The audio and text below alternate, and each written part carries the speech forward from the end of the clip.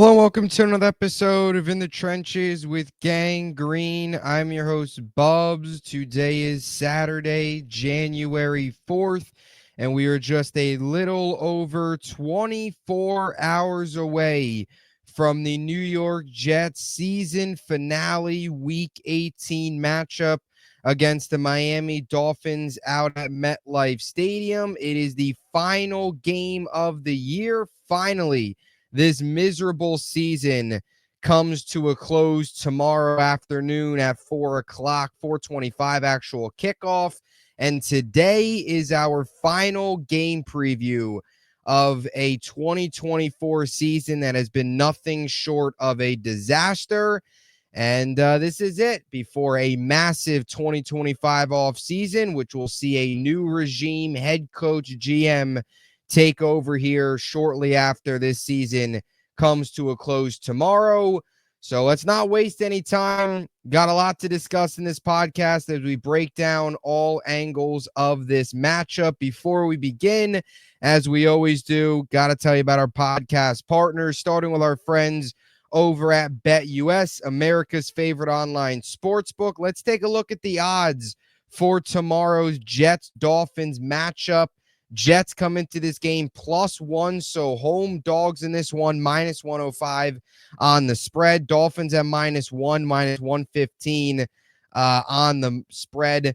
Money line, Dolphins -130.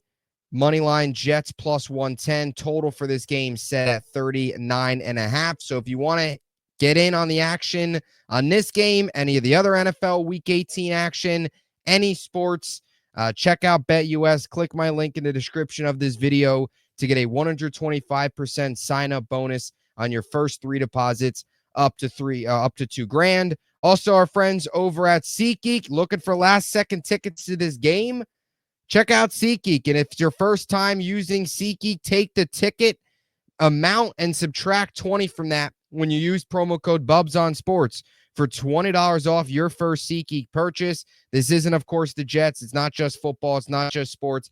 Anything in entertainment, plays, concerts, shows, you name it, SeatGeek has it. And, of course, our friends over at Huga House. If you want any of their awesome collection of hats, check them out. And at checkout, use promo code BUBS for 15% off your first hat and then 30% off your second hat when you use that promo code. Get yourself some Huga House swag to kick off 2025. So we're here in 2025, first game preview of 2025, but it is still the 2024 season. This is episode 463 of the In the Trenches with Gang Green podcast. I thank you, as always, for joining me, and I really mean that. I thank you, as always, all of you who have tuned in throughout this season, all 17 games now, all 17 game previews, our final game post-game pod tomorrow.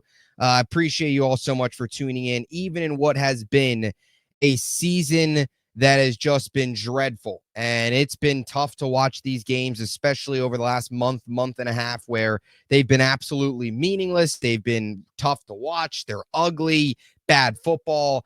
Even with all that considered, you guys have shown so much support this season. So I really appreciate it so much that you continue to tune in despite what this team continues to put out there on the field, which is an almost unwatchable, not almost, it is pretty much an unwatchable product at this point in the season as they look to close things out. So we're finally here. We're at the finish line. It's always sad that we get to this point every single year where you're looking forward to the offseason. But as a Jet fan, that's kind of where we're at. The offseason is our regular season. Right, hire a new GM, hire a right head coach, figure out what you do in the draft, free agency, obviously a lot of questions at quarterback. All those discussions we'll talk all about here on the podcast, but still got one game to get to here, so we'll break this one down. Tomorrow afternoon on Fox, 4:25 Eastern. By the way, I think that's just the NFL trying to torture us, and I know the Dolphins are still playing for something, but the fact that this season it got extended 3 more hours than it needed to be, I was perfectly fine with a 1 o'clock start and get this season over with by 4 o'clock. Instead, we got a 4:25 start, so we can't just like sit back and enjoy the 4 o'clock games. Instead, got a 4 o'clock start. Game probably not going to end around 7:30. It's like, come on now. And I know this game for the Dolphins does have some playoff implications, and I know that could potentially mean something with the Broncos game happening at the same time. But man, oh man, just put this game at 1 o'clock and get it over with. 4 o'clock was not necessary, but here we are. It's the 4-12 Jets, 2-5 at home on the season against the visiting 8-8 Miami Dolphins, 3-5 on the road. Just a couple quick numbers heading into this one. Dolphins, ESPN's matchup predictor, according to ESPN Analytics, has given the Dolphins a 53.5% chance of winning and given the Jets a 46.1% chance of winning. The Jets have yet to win a game at home on Sunday this year, have yet to win a game this year. 2024, they did not win a game at home, technically, because now we have entered the year 2025 on a Sunday. I mean, their 2 home wins this year have come on Thursday, week 3, of course, against the Patriots, and then on Halloween against the Texans. So we'll see what happens tomorrow if a Sunday victory actually takes place.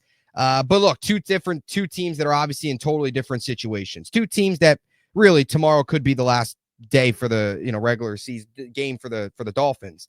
You look at this game from a Jets perspective. Obviously, a lot lies on the draft.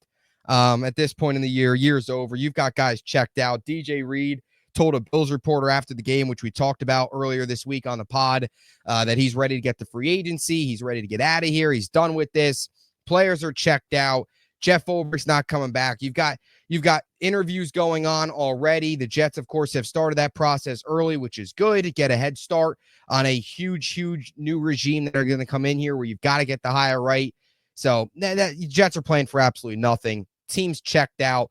I think at this point tomorrow, you're just looking to see if it can get any uglier than it already has this year. And from the Dolphins' perspective, your playoff hopes. That's really it.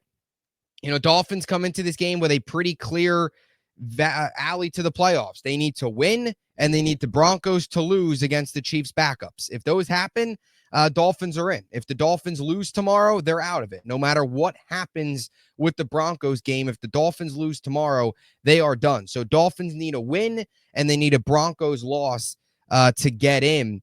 So obviously still technically playing for something there, even though I don't know if I would consider those the highest odds, given that, Denver's going up against a Kansas City team playing all their backups, but only time will tell there, of course. And then the Jets too, just for those draft folks out there in this one, draft position wise for this game, Jets come into this game currently with the 7th overall pick in the draft, went into last week with the 9th pick in the draft after the Bears loss on Thursday night, bumped the Jets back 1 pick. The loss to Buffalo bumped them up 2 picks. Could have went as high as 5 if Cleveland would have beat Miami. But that's not the case. Miami ended up winning that game. So Jets have the 7th pick coming into this game. There is a path for the Jets to get to the 2nd overall pick. It's not an easy path. It's probably not going to happen, but there is a path there for that to happen. So we'll see. Jets have already clinched the top 10 pick. ESPN's projections have them finishing at either 6th or 7th. So we'll see how much movement happens. And the Jets have a 27.9% chance of landing the 5th overall pick, which is 3% higher than they had going into last week. And I believe they were at 24.3 going into the Bills game. They come out of that here with a 27.9, so almost 28% chance to land a top 5 pick. We'll see how high or how low the Jets can go with this one, depending on the result tomorrow afternoon out at MetLife Stadium. So let's not, waste any more time. Just some couple thoughts there right off the top. Let's get into the injury reports for both these teams. For the Jets, you could be potentially missing a lot of pieces, and understandably so, right? Last game of the season, nothing to play for. Guys that would maybe suit up in a game that actually mattered, they're not going to suit up in a meaningless Week 18 matchup that, frankly, just does not mean a single thing except really draft positioning. That's the only thing it could affect. Sauce Gardner will miss this game with a hamstring injury, so his 2024 season is officially over. Leki Fotu is doubtful in this one with a knee injury. And 5 players are questionable here for the Jets. Tyler Conklin dealing with a calf, Morgan Moses dealing with a knee, AVT with an ankle, and Quinnen Williams, who's been dealing with the hamstring the last couple weeks, also on the injury report with this one with a hamstring. Jeff Ulbrich said it's going to be something that's going to be pushed up to game time. Same thing with Morgan Moses, same thing with Tyler Conklin, same thing with AVT. So really all the questionables seem like guys that will really be decided in pregame warmups, whether or not they take the field tomorrow afternoon. As for the Dolphins, Anthony Walker dealing with a knee injury. He'll be out in this one. Tua That's the big one. Dealing with the hip injury, he will be out. So it'll be Tyler Snoop Huntley once again for the Dolphins. We'll get to him a little bit more later on. And in questionable guys for Miami, it's a pretty loaded list. So here you go. Teron Armstead with a knee, Calais Campbell rest/neck injury, Javon Holland with a wrist, Tyreek Hill with a wrist and an illness, Jalen Waddle with a knee, and D. Eskridge with a finger injury. So those are your two teams' injury reports. Pretty loaded as you would expect here in the final week of the season. Here we go. Let's get into this one. Last meeting between these two teams, a 32-26 overtime loss for the Jets. That forced them to fall to 3-10 on the season.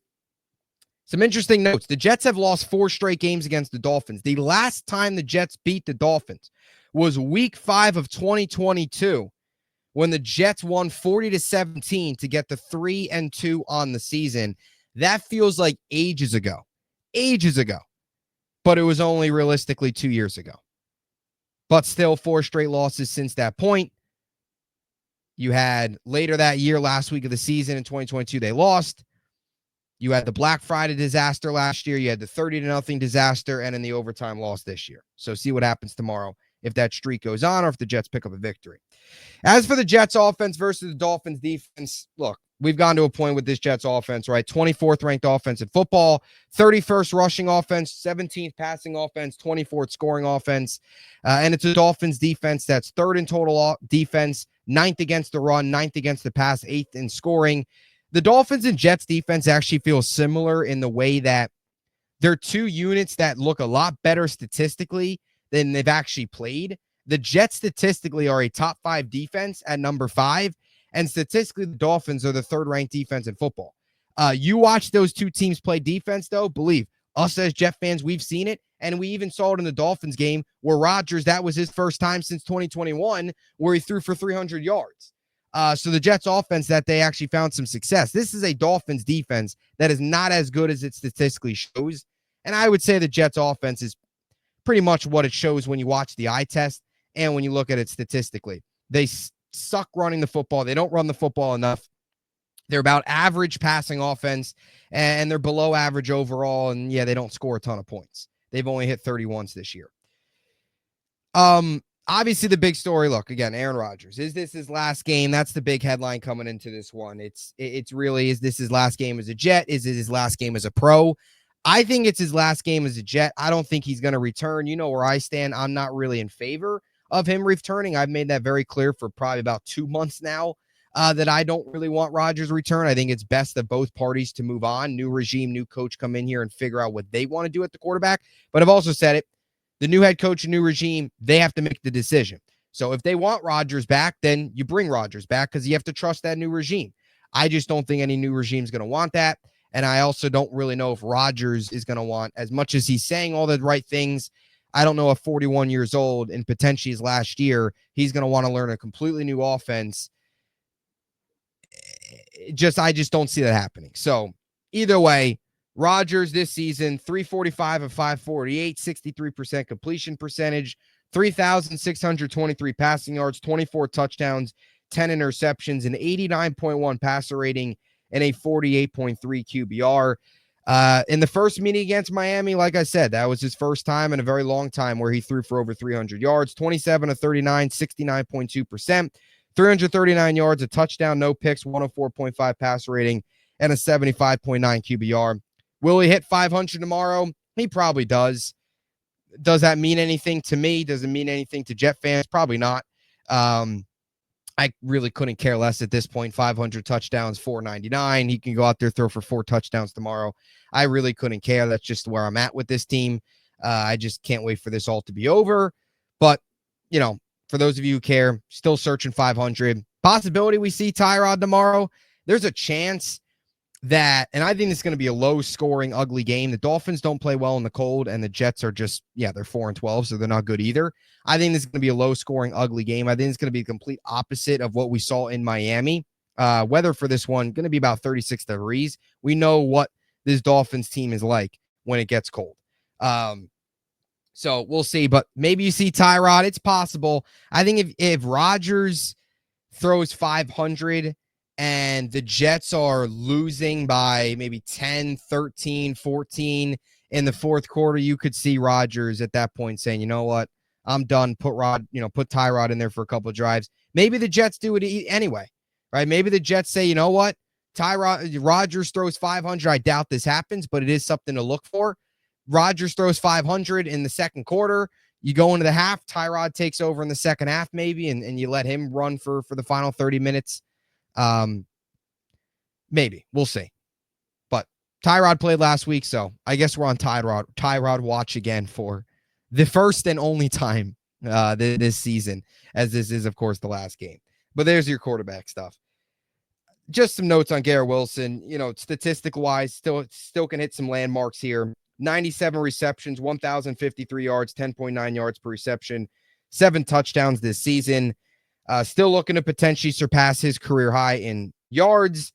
Only 3 receptions away from 100, which would be the first time he's done that in his career. Has already hit a new career high, but just 3 away from 100, which, of course, I've mentioned many times here on the show, would just be the second receiver in Jets history to have 100 receptions in a single season, only behind Brandon Marshall, of course, did that in 2015. 275 receptions, 3,198 yards, 11.6 yards per reception, 14 touchdowns for Garrett in his career. I mean, what this guy's done as he wraps up year 3 tomorrow, would love to see him go out there tomorrow and finish with a nice solid, 7-8 catch day for, 75, 80 yards and maybe a touchdown. Would love to see him go out there and absolutely ball and have 100 plus. Where this offense is at, where Rodgers is at, chasing is 100 touchdown. I don't see that happening, but would love to see that. But, as bad as this season's been, as bad as these last couple years have been, and as questionable as the future is, especially with Garrett and how upset he's been, I mean, what this guy's done is phenomenal. And see him close out year number 3 tomorrow, and you look at the numbers, they're eye-popping. I mean, he's the first Jets receiver since George Sawyer in 1966, 1968 to have 3 consecutive 1,000-yard seasons. So he'll close out year number 3 tomorrow. I'm not going to sit here and say this is his last game as a Jet. I don't think that's the case. They're not going to trade him. He's going to be out there week 1, 2025. But still a guy to look for. Devontae as well, still chasing 1,000, 25 yards away, 975 yards in the season. I think you're going to see a lot of Devontae tomorrow. I think you're going to see Rodgers in potentially his final game of his career, chasing 500 touchdowns, potentially his final game with Devontae, period.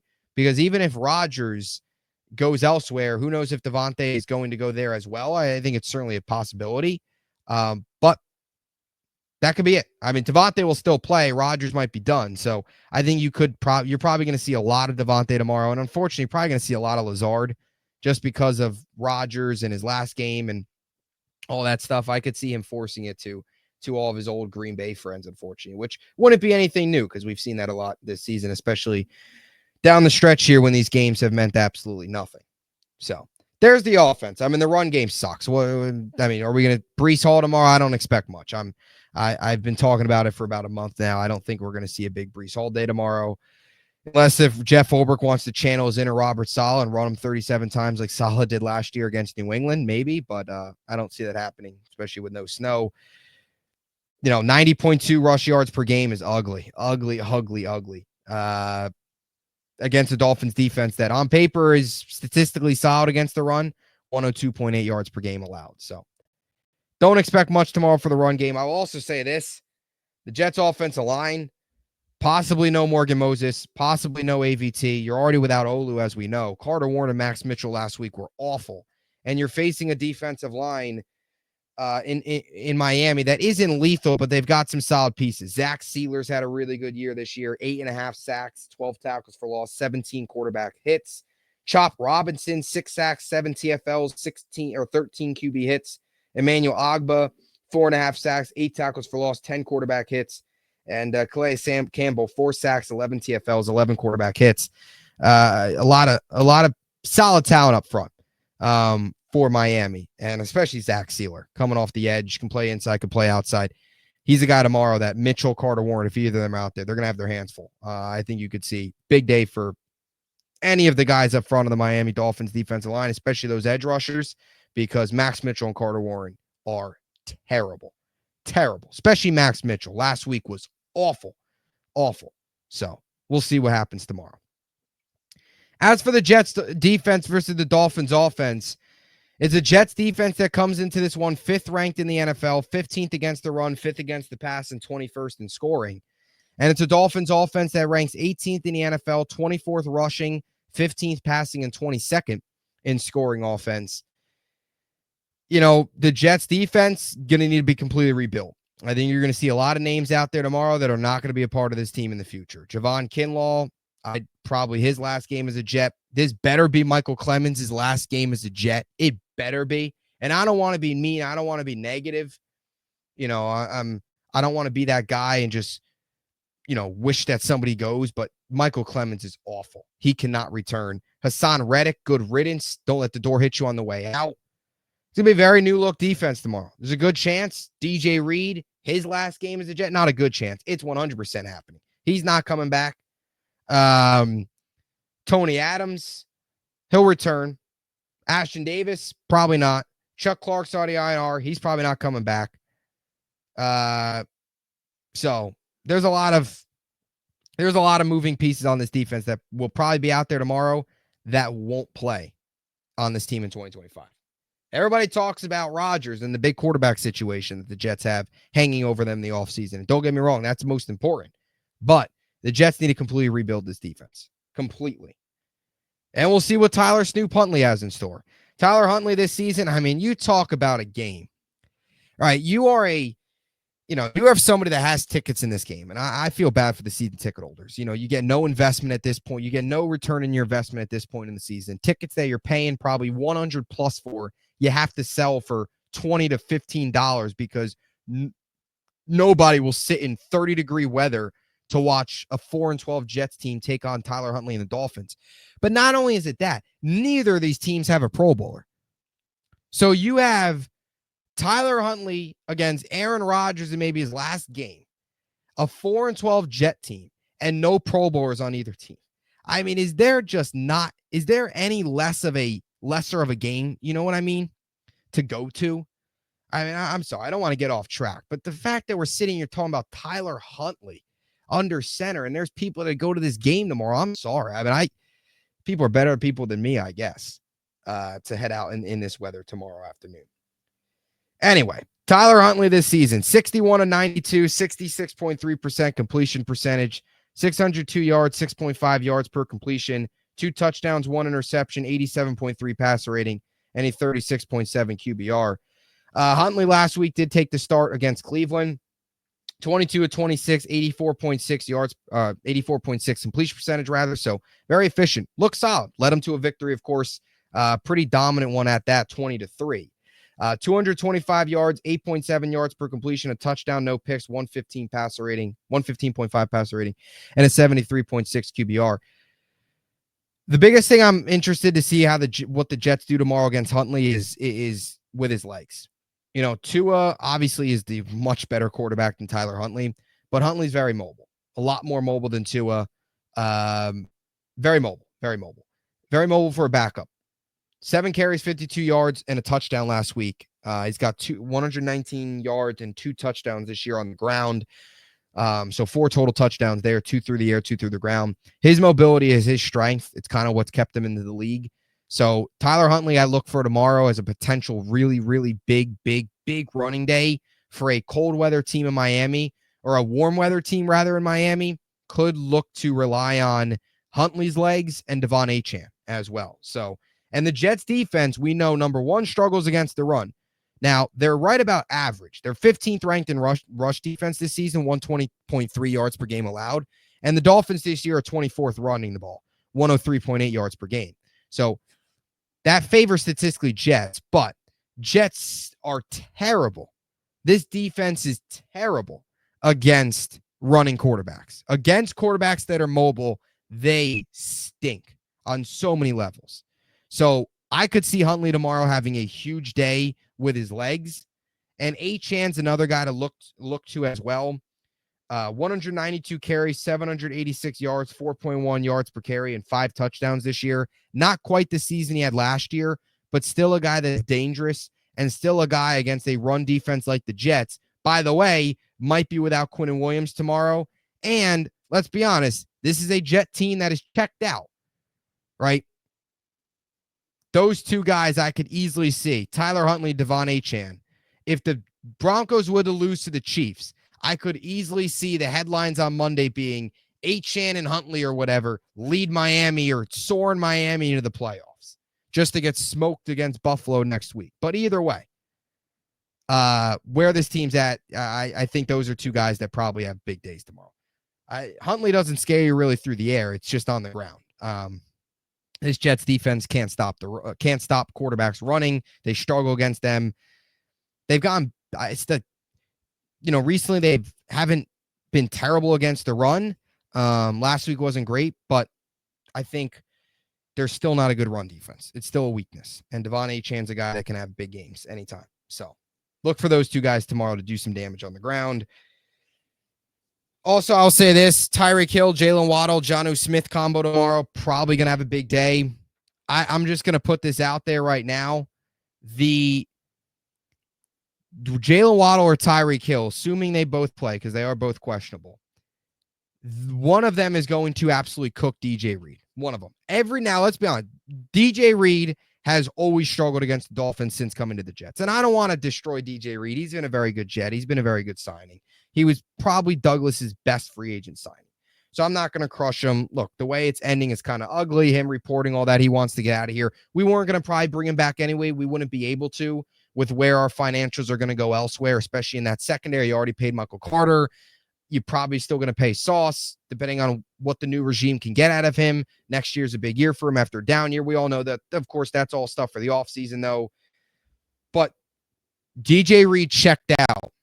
Even when DJ Reed's not checked out, he struggles against this Dolphins team. DJ Reed checked out, you can almost guarantee a huge Tyreek Hill or Jalen Waddle touchdown tomorrow. Neither guy has had huge seasons, right? Hill, 939 yards, 79 receptions, 6 touchdowns. Waddle, 54 receptions, 700 yards, 2 touchdowns. But two guys at any time that can break out. And against the Jets secondary that is already without Sauce Gardner and has a checked-out DJ Reed, you're then asking guys like Stiggers and Eccles, who is solid, I will say. But you're asking guys like that, Isaiah Oliver, to step up tomorrow. That's not happening. So I think you look for Hill and Waddle to have pretty big days. And Jonnu Smith as well. We talk about the Jets struggling against the run. One of their other big kryptonites to this defense is good tight ends. And in the first meeting against these two teams, Jonnu Smith was a non-factor the first 4 quarters. You go to overtime, they ran the same play 2 times in a row. It picked up big yards. And then they gave it to him again in the end zone, targeted him in the end zone, and he scored. The Jets had no answer for Jonnu Smith. So I could actually see Miami, with the way that game ended a couple weeks ago, I could see Miami and Mike McDaniel coming out in this one and just out-coaching the living heck out of the Jets from this positional perspective and just feeding it to Jonnu Smith until the Jets find a way to stop it, which they probably won't because they just don't stop tight ends. So Jonnu Smith this year, 79 receptions, 828 yards, 7 touchdowns. Monster year for him. One of the better tight ends in the NFL. Really could have made the case he probably should have made the Pro Bowl. But probably a big day tomorrow. So there you have it. Also, Hassan Reddick, half a sack. Does he hit 1 tomorrow? And Will McDonald, also just statistical stuff. Still stuck at 10 sacks. Can he add 1 more? Can he get to 11? Does he have a big day? I mean, he hasn't had a sack now in 5 games, or 4 games rather. So we'll see what Will McDonald can do tomorrow to finish out what has been a very, very strong year 2 for him. And that's pretty much it. That's another game preview. 17 games, 17 game previews. As bad as the year had been, it was always a little bittersweet, finishing these up. But we're here. We've reached the end of the road. Jets, 4-12, Dolphins 8-8. I don't see the Jets win this game. I think this is an ugly game. I think it's a low-scoring game. I think it's, Miami, I think, does just enough. Miami, let's be honest, they are I don't even think you can really, you don't have to dive too much into this game, really. Of course, that's just what we do on this pod, but to realize that Miami's going to have the advantage on so many levels. number one, they're actually playing for something. I know that they could still win. It's not like a legitimate winning in, but they need to win. If they lose, they're done. If they win, they at least, give themselves a shot depending on the outcome of that Broncos-Chiefs game, which of course is also happening at the same time. But either way, though, like, you have a Miami team that's playing for something, and you have a Jet team that's had players publicly come out, cough, cough, DJ Reed, and say they're ready for free agency. So you've got a completely checked out Jet team with no leadership, no coaching, and with their lockers probably already cleaned up, and a Dolphins team that's still playing for something, albeit still needs some help. But a win certainly helps their chances. So it's step one for them. So I don't see the Jets winning this game at all. I know cold weather Miami, I get all that, but I just don't see it. I don't see it. And if we're being honest, if there was a quarterback that's probably better in the cold weather, it's probably is Tyler Huntley, because he at least played in Baltimore. I mean, Tua is awful in the cold. So Tyler Huntley may actually be better off than give you a better chance in the cold than Tua. Either way, Dolphins, I think, win 17-13. I think it's a low-scoring game. I think they take care of business. They're still playing for something the Jets are not, and it's as simple as that. So we'll be back tomorrow right after the game for our final post-game pod of the season, recapping all the action and really kind of taking a look at what this team needs to do in the offseason. Monday will then be exit interviews, all that stuff. We'll cover that, and then boom, it's full steam ahead with coaching interviews and all that stuff. So lots coming up here right after tomorrow's game hits triple zeros, finally, in this miserable season. Once again, thank you all so much for tuning into every single one of these pregame pods. It means a lot. I appreciate the support as always. Even though it's been a terrible season, I appreciate you guys tuning in every single week. And we'll talk to you tomorrow right after the game for our final post-game pod of the season. So until next time, JETS, Jets. Thank you for watching.